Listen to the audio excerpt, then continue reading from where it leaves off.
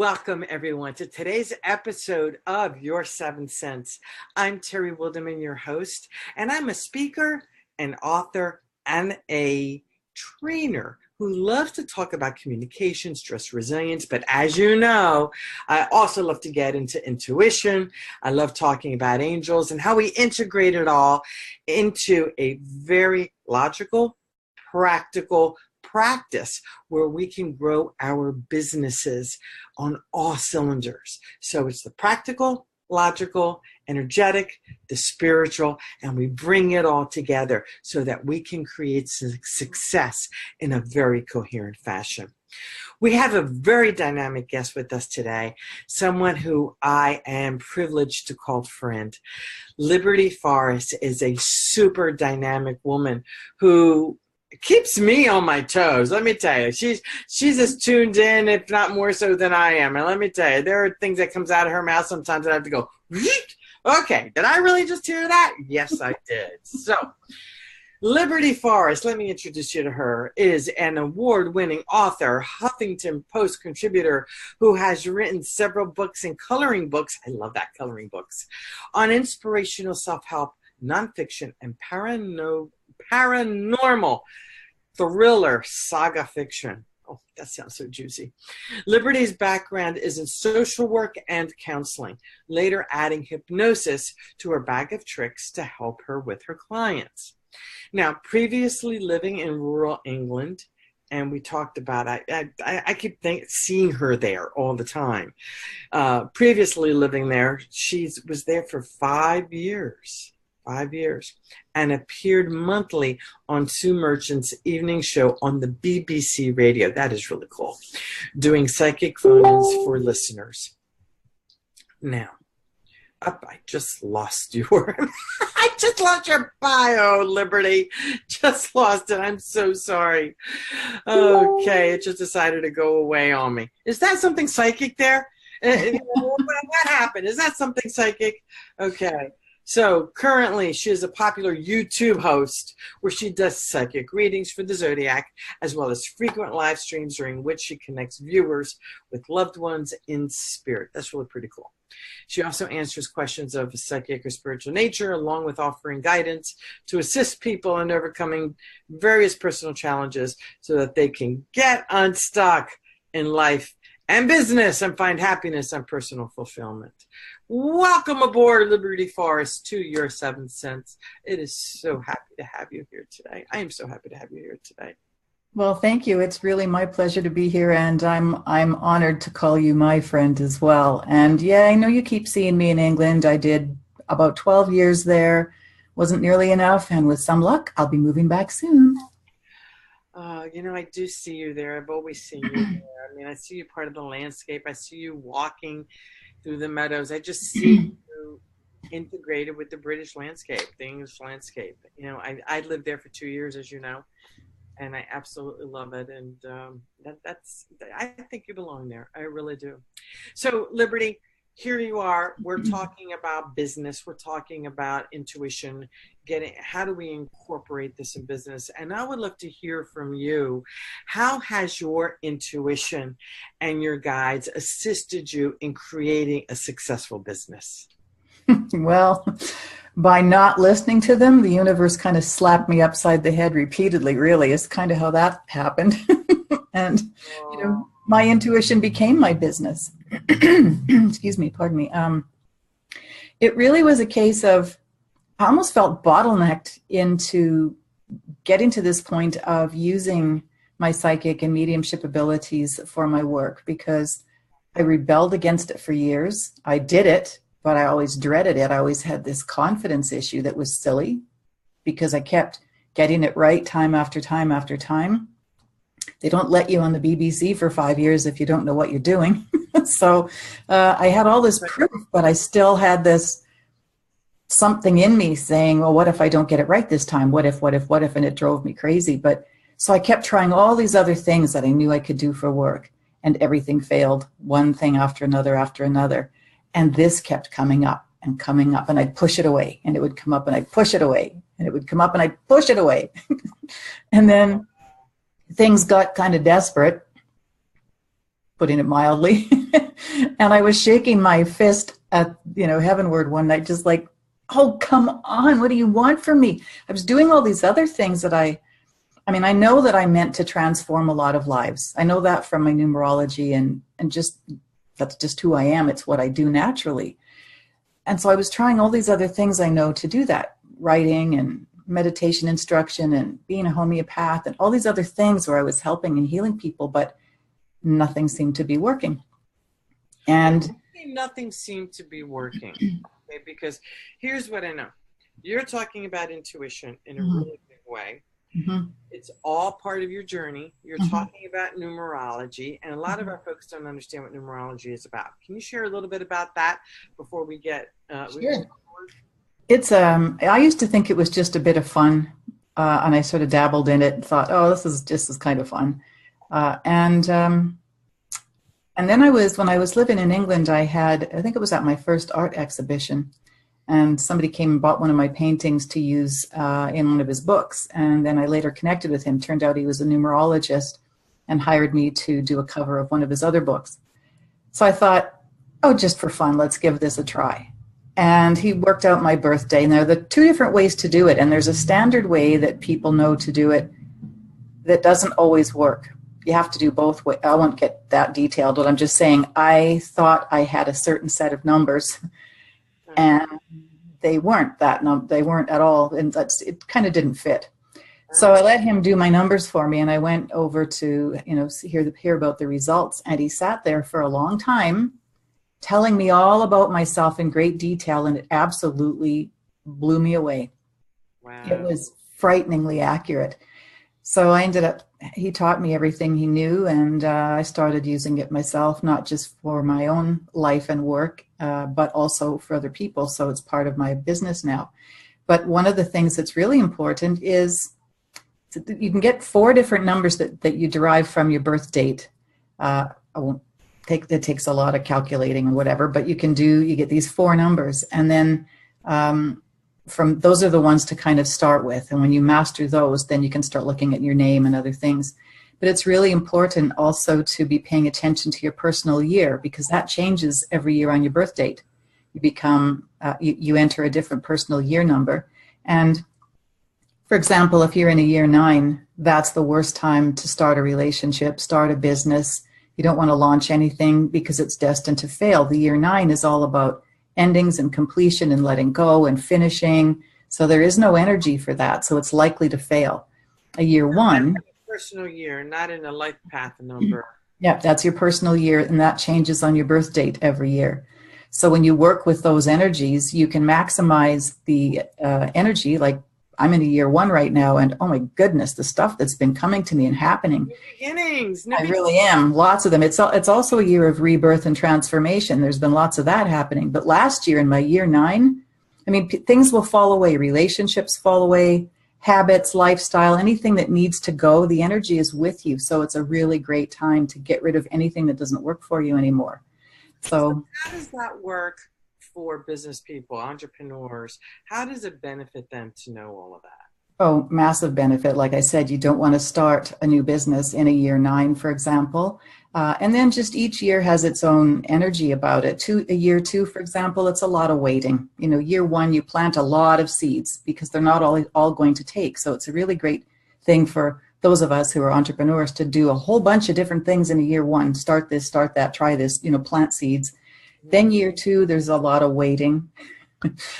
Things will start to happen, but it's a lot of waiting. Year 3, for example, is about the joy of life and having more fun. Now year 4, all about hard work, but the energy will really be with you, so that if in a year 3, when it's all about being playful and having fun, but you have to buckle down and really be working hard, it's going to feel like work. But if you're aware, well, heck, it's my year 3, and you just make sure that you give yourself that opportunity to let the year 3 speak and give it some energy, then it doesn't feel so bad to do the year 4 thing, or the hard work. Then when you're in the year 4, that's all about hard work, it doesn't feel like so much work because you're working with that energy. Year 5 is all about change, and you can expect so they all have their own theme. And when you're an entrepreneur, it's really helpful to know what the energy will be in a particular year, so you can maximize it to strengthen your business and help build your business, and make sure you don't shoot yourself in the foot by starting it at the wrong time. That's really brilliant because, if you want to start a big project, launch a book, anything like that, that a lot of us who are entrepreneurs do, it's really nice to know what our personal path number is. Now, I know my personal life number is a 9, and I don't know what my personal path number is, year number is. I have to look it up. If you tell me your birthday, I can tell you what it is. Oh, we'll do just that. The month and the day. Just the month and the day. That's all you need. 628. 628.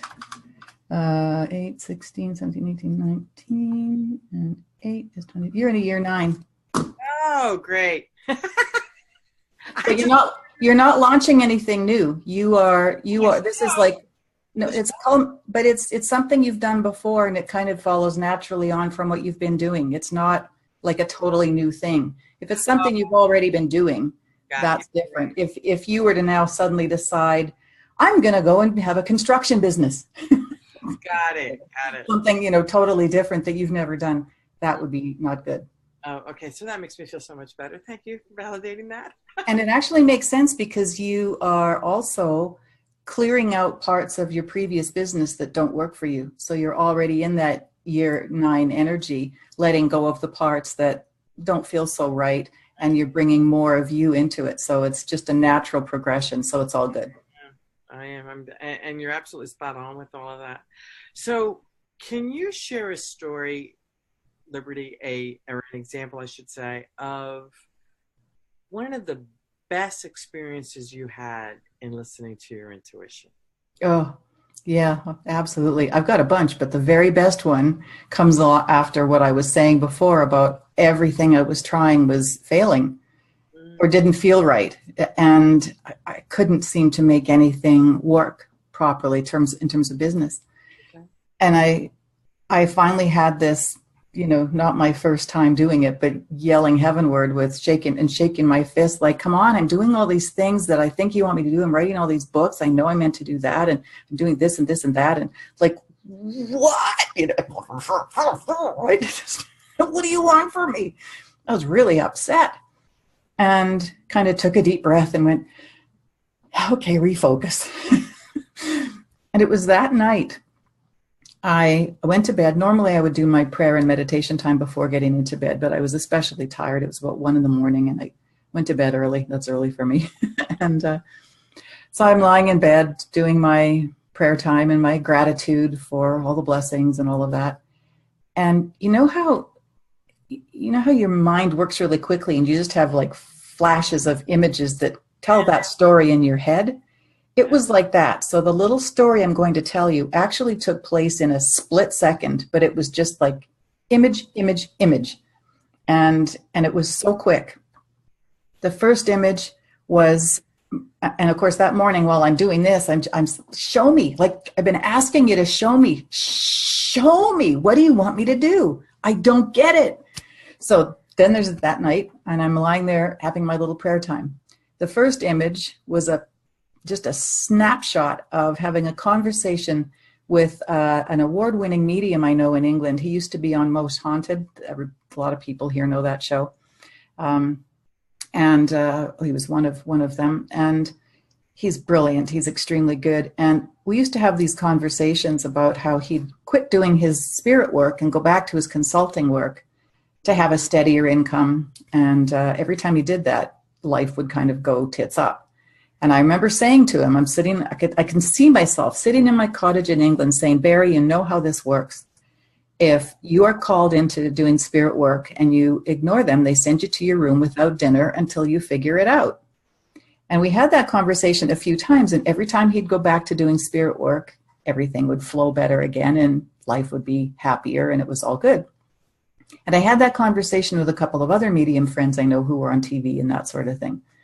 But you see, I always thought of it as the thing that they were meant to do. For me, it was a thing I can do, but I didn't ever think of it as the thing. It was just a thing among others. So that was my first snapshot.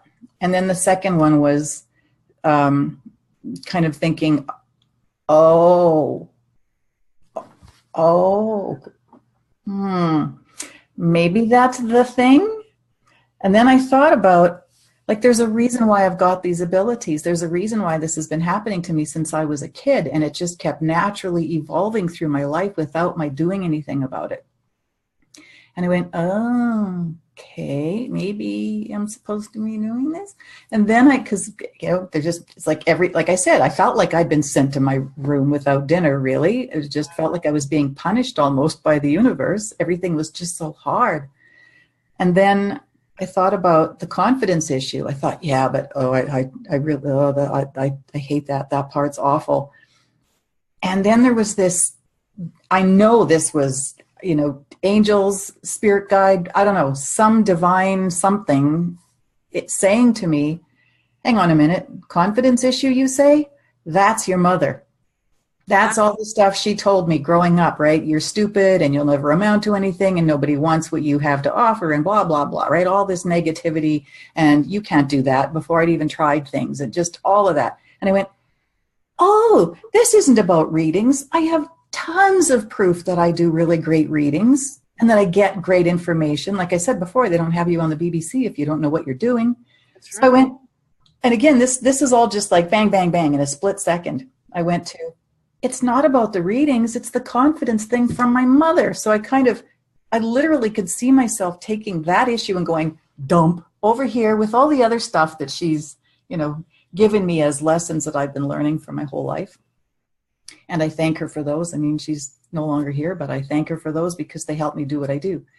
But it was in that moment that I just realized it wasn't about the readings. That is what I'm supposed to be doing, or I wouldn't have had this happening to me for my whole life.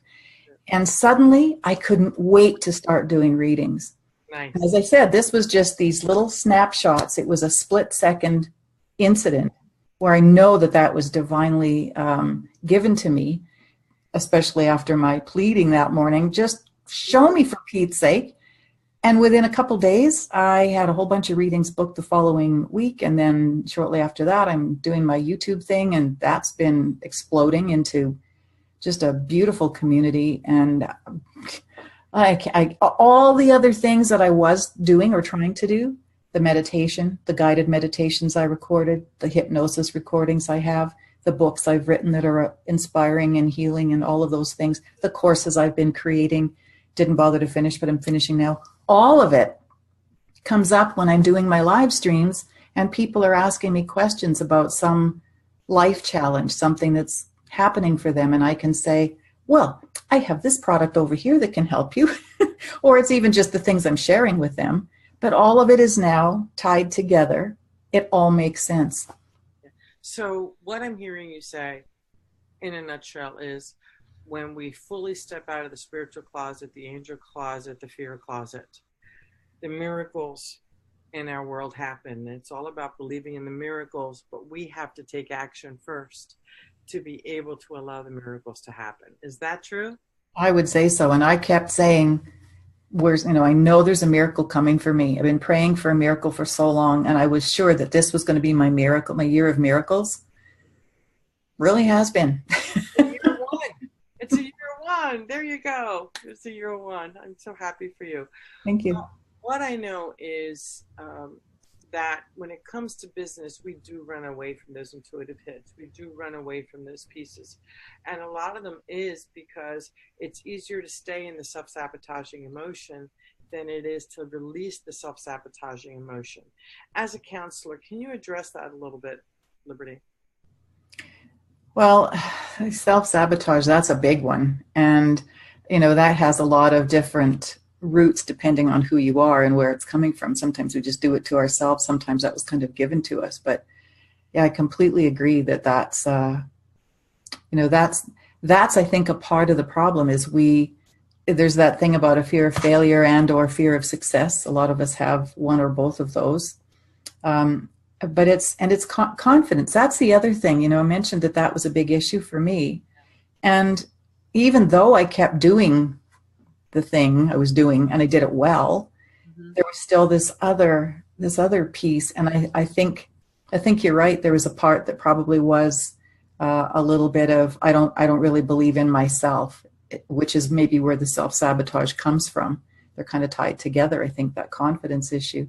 And another thing too, people sometimes will say to me, well, I don't want to try this new thing because I don't have confidence in it yet. And I always say, well, but you don't just sort of wait for confidence to show up. Right. It comes after you do the thing. Well, in my case, it didn't. Well, it kind of did, but it was, once I'd be in the readings, it would go well. And I'd be like, see, you can do this. What's your problem? And then I'd go through it again every time.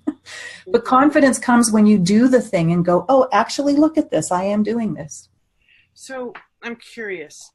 I know for myself, when I start to talk about angels or intuition, that kind of thing, I may get the eye roll from people who are business folks or professional folks, because there is such a taboo of bringing this work in the workplace. However, it is very comfortable to say, look at the ding. Did you just hear that chime? It's validating when I'm talking. It's comfortable in the workplace to say, oh, well, my gut's telling me, or my gut this, my gut that, my gut, my gut, my gut. However, you talk about angels, you talk about seeing things, you talk about hearing things or feeling things, you're in that case. Exactly. That, Liberty, because that's something that really frustrates me, because what we're talking about is no different than the gut thing. You're absolutely right. And that's a really great point, that it's okay in business to say, yeah, well, got this gut thing, or business sense, got good business sense. That's your intuition. Yeah. Sure, some of that's going to be knowledge and experience, but there's still that extra something that, some people just listen to it. They become really successful because they trust their guts. Well, in my work, that is my business, is all about intuition. So I can sort of get away with it, but I've seen plenty of eyeball rolling in my life. And I've had lots of people come to me when I was doing in-person readings, and I would have people sit there. Yeah, so what color socks was he wearing when he died? Wanting some kind of ridiculous proof, or they want other kinds of evidence. But there's that they're not really receptive and open, and they want me to prove. And I'm not proving this to anybody. If you want a reading, I'll give you a reading. If you're not ready to receive a message, don't go to a psychic or a medium. Mm-hmm. There's a difference. And Can you explain the difference? That is so important, Liberty. And the thing is, people have been taken advantage of. There is in this kind of work that we do. I mean, I do angel readings. I get the messages very clearly. I work with the angel cards. I work with my intuition. I work with my guides. My very first book, 1-800-Courtesy, Connecting with the Winning Telephone Image customer service book, was downloaded when I connected with my guide. I would love to hear from you. What is the difference between a psychic, a medium, a channel, and your intuition? That's a different thing as well. Well, first, your intuition is really about connecting with your own highest self. I guess we'll say your spirit. We all know that there's a spirit inhabiting the physical body, and that's the being that is essentially your intuition. That's the thing that's telling you what's right and best for you. That's what we also call that little voice inside, people. So you can get that as well with the gut thing. It's, my little voice, this little voice inside is saying, la, la, la. That's what that is. That's your spirit saying, this is best for you. Do this. It's only when we ignore it that we get into trouble. Mm-hmm. Being psychic means that you also, that you're vibrating at a frequency that allows you to connect with the energies of people, events, places, objects, anything kind of in the world. And so because we're all energy, we know that. There's loads of proof about that too. We're all made up of energy. Everything holds its own energy. Everything is vibrating at a particular frequency.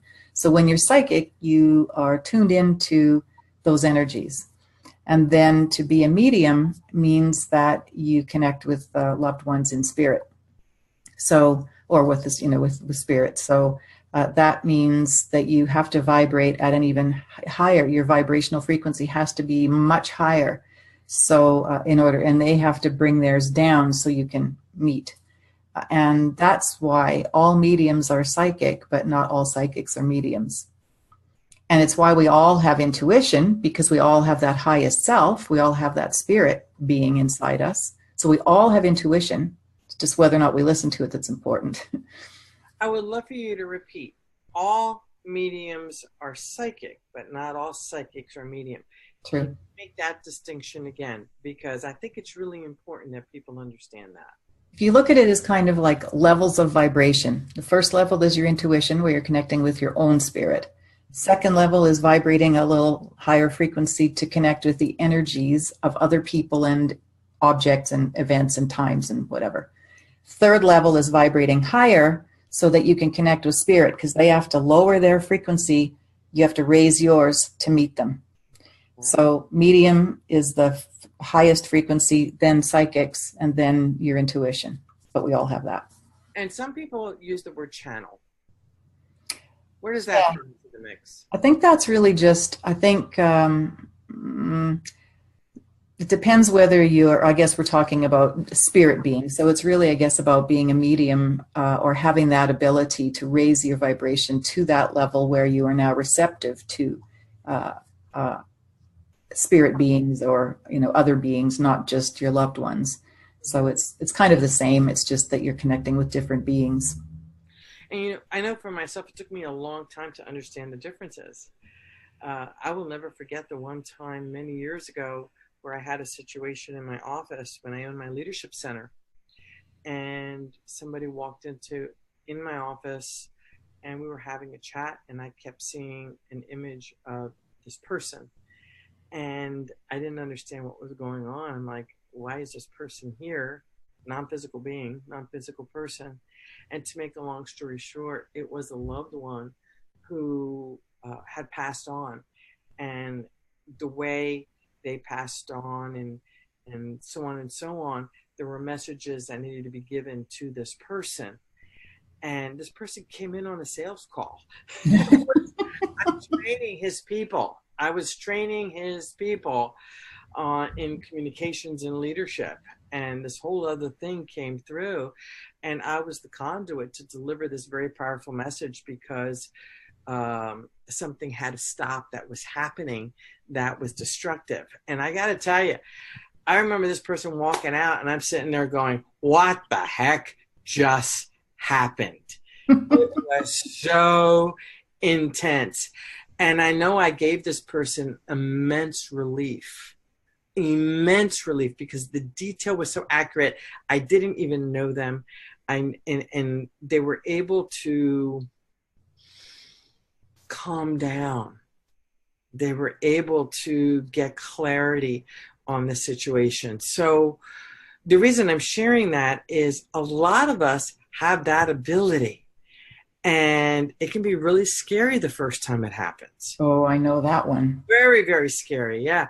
But it's also about honoring that gift, not being afraid of that gift, and recognizing when to share it, when not to share it, what questions to ask, open-ended questions, and to ensure that you're in the right place to be able to share that information. What are your thoughts on that? Because I have seen people who are mediums not prepare their guests, not prepare the individual that they're speaking with, and share information in a way that was actually a little on the destructive side. You and I we've heard many stories like this. Absolutely. So, can you address that? Sure. Thank you for asking that. That's a great question.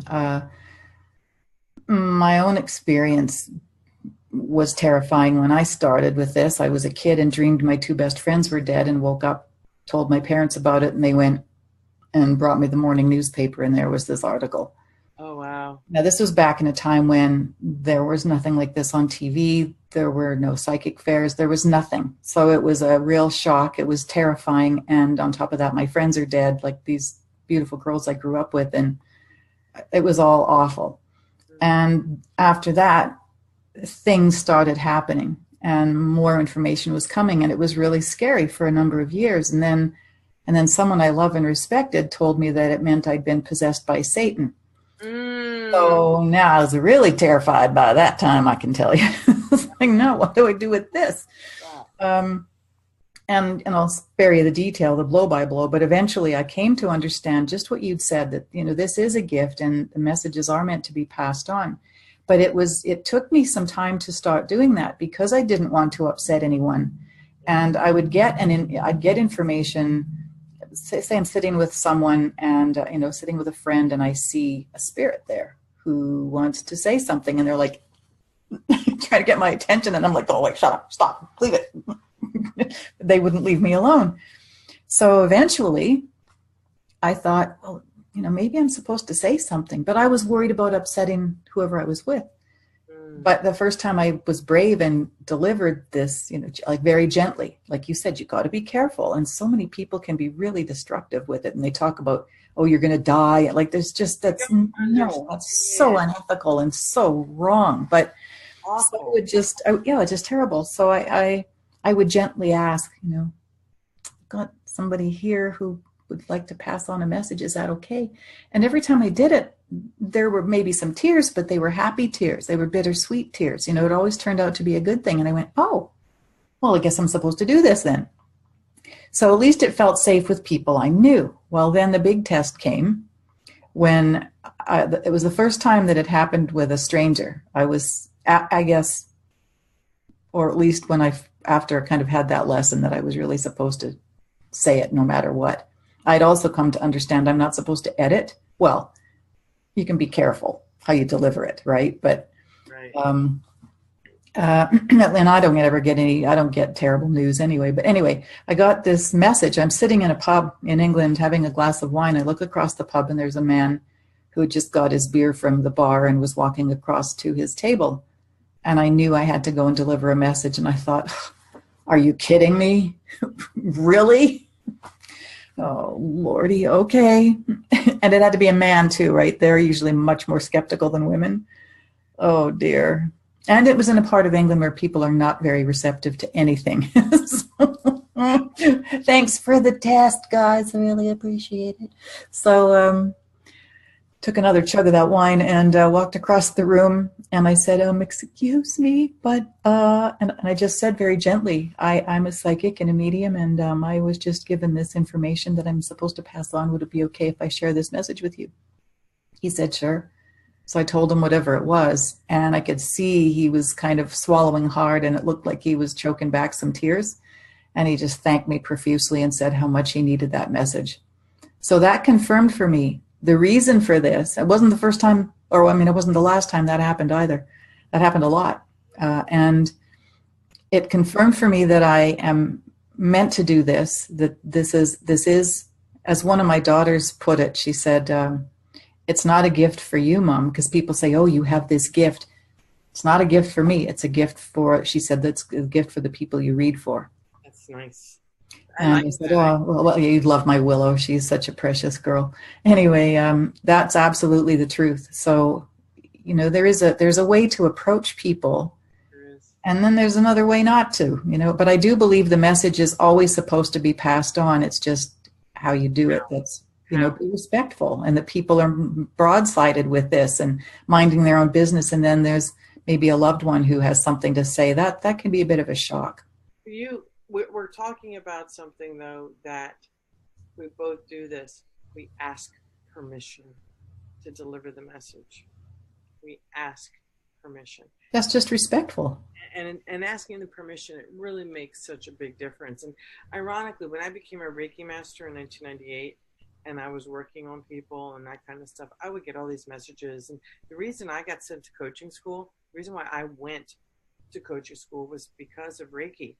Because when I would do hands-on healing on people, I would get all these messages. I didn't know how to deliver the messages. I found myself struggling with transferring the messages I was hearing, the pictures I was seeing, the words I was hearing, what I was feeling in my heart in a way where I could ask open-ended questions. I didn't know how to ask open-ended questions. I didn't know how to ask the right questions. Sometimes yes and no questions are appropriate. Other times open-ended questions are appropriate. And what I realized was, because of the gift of being able to get this information and Reiki, it's what sent me to coaching school. And coaching school is what taught me how to trust myself, get past a lot of the self-sabotaging emotions, to get past the stuff, to be able to really be there for people. And the biggest thing it taught me was asking permission. Because when we ask permission to work with people, it raises the vibration to a different level.